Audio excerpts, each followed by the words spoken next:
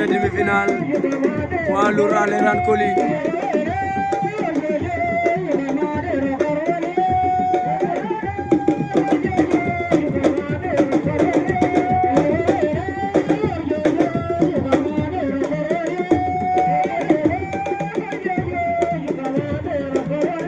Premier demi-finale Doudou Sika Cheikh Tidiane Aleran Coly poids lourd.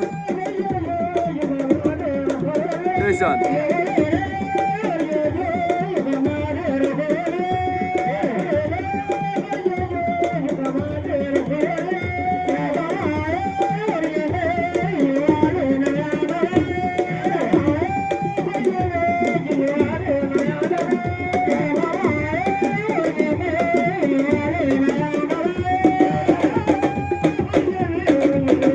deuxième demi-finale ñooy sëgg noonu Fabregas Laye Ndangaan mënu ci gannaaw noonu Fabregas bu Aleran Coly Laye Ndangaan ñooy sëgg noonu deuxième demi-finale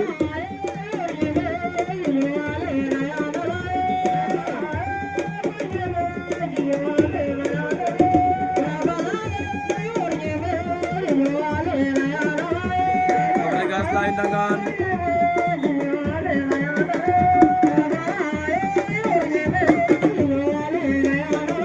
Doudou Sika Cheikh Tidiane demi-finale poids lourd.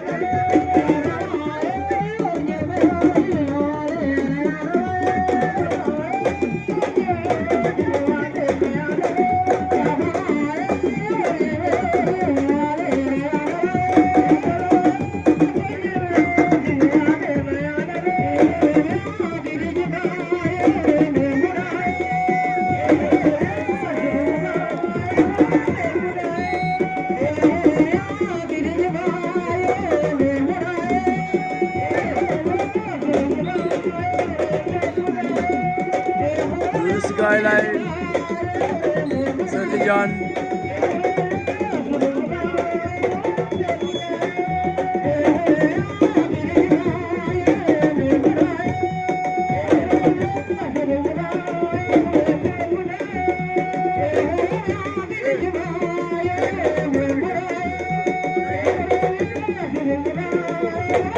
Doudou Sika Cheikh Tidiane Baba Boy daw noonu